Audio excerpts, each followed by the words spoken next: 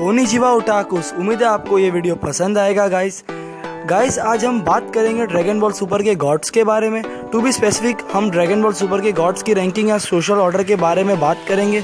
दोस्तों, dragon ball super की एक सबसे मज़ेदार बात उसके गॉड्स है। ड्रैगन बॉल और ड्रैगन बॉल जी से लेकर अब ड्रैगन बॉल सुपर तक हम कारिन समा और कामी समा से धीरे धीरे कायोशिन समा और अब ओमनी किंग तक पहुंच गए हैं, जो कि ड्रैगन बॉल के सारे यूनिवर्स के गॉड है।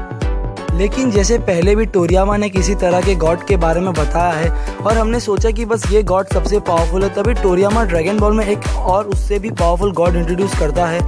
फॉर एग्जांपल, जब हमें कायोशिन के बारे में पता चला था हमें लगा वही सबसे बड़े गॉड्स है। फिर गॉड्स ऑफ डिस्ट्रक्शन आए तो हमें लगा शायद वो सबसे बड़े गॉड्स है। फिर पता चला कि एंजल्स गॉड ऑफ डिस्ट्रक्शन से भी पावरफुल है। लेकिन उतना ही नहीं, फिर ओमनी किंग पिक्चर में आया और अब हम सबको यही लगता है कि ओमनी किंग ही सबसे बड़ा गॉड है।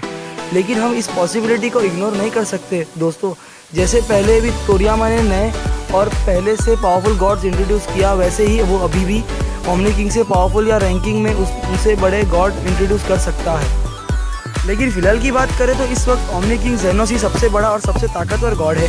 जेनोस किसी भी सेकंड पूरे यूनिवर्सेस को डिस्ट्रॉय कर सकता है और ऐसा पहले भी हो चुका है। शुरू में टोटल 16 यूनिवर्सेस थे, लेकिन जेनोस ने किसी वजह से उनमें से 4 को डिस्ट्रॉय कर दिया। पूरे 4 यूनिवर्सेस को डिस्ट्रॉय कर दिया। इसी से आप उसकी पावर का अंदाज़ा लगा लो गाइस। और जैसे हम सब जानते हैं, गोकू की मेहरबानी से अब 2 ओमनी किंग्स हैं। कई लोगों का सवाल है कि क्या इन दोनों के बीच में कभी गद्दी के लिए लड़ाई होगी। मुझे नहीं लगता कि ऐसा कुछ होगा।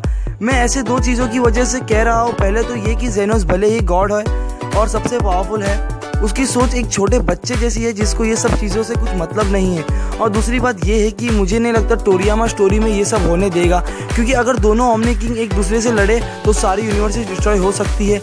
लेकिन अगर ऐसा होगा तो ओमनी किंग सिर्फ डिस्ट्रॉय कर सकता है जैसे गॉड्स ऑफ डिस्ट्रक्शन करते हैं, बस उनसे लेवल में वो बड़ा है।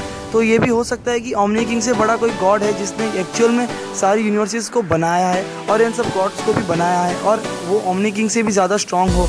अगर ऐसा हुआ तो ये बहुत मज़ेदार होगा, लेकिन फ़िलहाल तो ऐसा कुछ नहीं बताया जा रहा है गाइस। ये सब थियरीज है। अब ओमनी किंग के बाद रैंकिंग में आते हैं उसके दोनों गार्ड्स। सोचने वाली बात यह है कि जब ओमनी किंग इतना पावरफुल है कि पूरी यूनिवर्स को एक ही सेकंड में डिस्ट्रॉय कर सकता है, तो फिर उसे 2 गार्ड्स की क्या ज़रूरत। कई लोगों का कहना है कि उसमें डिस्ट्रॉय करने की पावर ज़रूर है, लेकिन हो सकता है उसे मार्शल आर्ट्स नहीं आती और उसकी बॉडी इतनी स्ट्रांग ना हो। इसका मतलब ये होगा कि कोई अगर ओमनी किंग पर अटैक करने में कामयाब हो गया तो वो ओमनी किंग को जान भी ले सकता है। लेकिन ये सिर्फ हमारी थियरी है। अब तक हमें ये नहीं पता कि जेनोस असल में लड़ सकता है या नहीं, और ये सवाल भी हमेशा रहेगा कि ओमनी किंग गॉड तो है, लेकिन क्या वो अमर है या उसे मारा जा सकता है। खैर, ओमनी किंग के गार्ड्स की भी हमें अब तक असली ताकत देखने को नहीं मिली है, लेकिन इतना तो साफ है कि वो दोनों अपना काम बड़े ही सीरियसली करते हैं, यहाँ तक कि किसी को ओमनी किंग के पास तक नहीं आने देते। इस बात से भी मुझे यही अंदाज़ा लगता है कि ओमनी किंग की बॉडी कमज़ोर है, तभी तो गॉड्स किसी को उसके नज़दीक आने नहीं देते, जिससे ओमनी किंग की जान खतरे में आ जाए। लेकिन एक बार फिर ये सिर्फ मेरी थ्योरी है दोस्तों। तो अब रैंकिंग के लिस्ट में अगला नंबर है दाइशिन कान यानी ग्रैंड प्रिस्ट का। अगर एनीमे के हिसाब से जाए तो वीज ने कहा था कि ग्रैंड प्रिस्ट सभी यूनिवर्सेस में टॉप 5 स्ट्रॉन्गेस्ट में आता है, लेकिन मांगा में तो वीज ने डायरेक्टली ये कहा है कि ग्रैंड प्रिस्ट सभी यूनिवर्सेस में सबसे स्ट्रॉन्गेस्ट है। हमने कभी ग्रैंड प्रिस्ट को असली में लड़ते हुए नहीं देखा है, लेकिन ग्रैंड प्रिस्ट वार्डोस और वीज के फादर है, ये तो सभी को पता होगा। और हमने वीज को गोकू और वेजिटा को ट्रेन करते हुए देखा है, और वीज ने साफ साफ कहा था कि ग्रैंड प्रिस्ट उससे भी ज़्यादा पावरफुल है। तो आप समझ जाओ कि गोकू और वेजिटा जब अब तक वीज के सामने कुछ भी नहीं है, तो फिर ग्रैंड प्रिस्ट तो मक्खी की तरह गोकू और वेजिटा को हरा सकता है। हमें इतना तो पता है कि वीज और वार्डोस ग्रैंड प्रिस्ट के बच्चे हैं और वो भी असली वाले, लेकिन हमें ये नहीं पता कि उनकी माँ कौन है। या हो सकता है एंजल्स को बच्चे पैदा करने के लिए कोई जोड़े की ज़रूरत नहीं होती, जैसे नेमेकिन्स क्यों नहीं होती।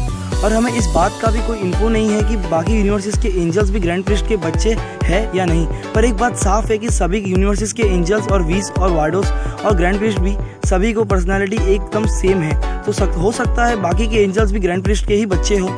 ग्रैंड प्रिस्ट के ठीक बात आते हैं एंजल्स का काम गॉड्स ऑफ डिस्ट्रक्शन के साथ रहकर उन पर नज़र रखना है कि वो सिर्फ वही प्लैनेट्स और गैलेक्सीज डिस्ट्रॉय करे जो उन्हें करना चाहिए, पर कहीं नींद में या गुस्से में आकर वो सब कुछ नहीं तबाह कर दे। एंजल्स गॉड्स ऑफ डिस्ट्रक्शन से ज़्यादा पावरफुल होते हैं और उन्हें ट्रेनिंग भी देते हैं।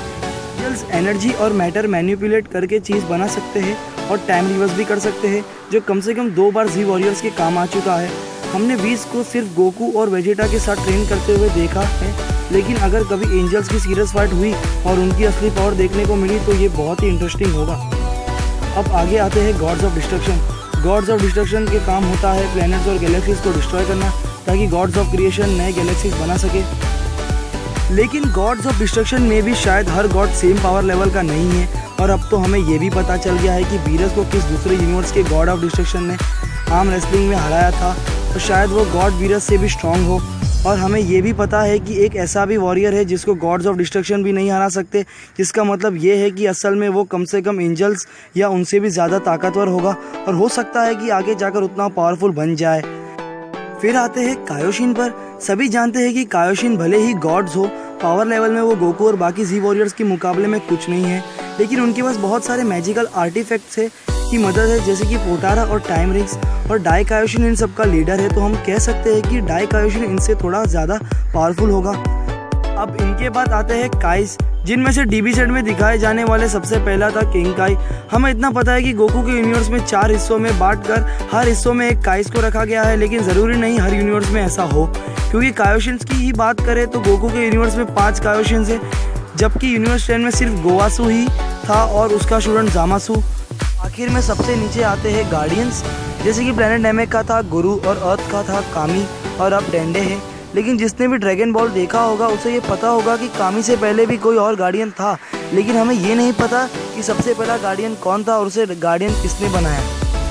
तो गाइस, उम्मीद है आपको आज का वीडियो पसंद आया हो। अगर आया तो लाइक कीजिए और शेयर ज़रूर कीजिए, और अगर ना किया हो तो सब्सक्राइब भी कीजिए, और कमेंट्स में हमें बताइए कि आपको हमारी थियरीज कैसी लगी, और अगर इस टॉपिक पे आपकी कुछ थियरीज है तो हमें बताइए। तो गाइस, आज के लिए इतना ही। Bye, sayonara, आरिगातो गोजाइमासु।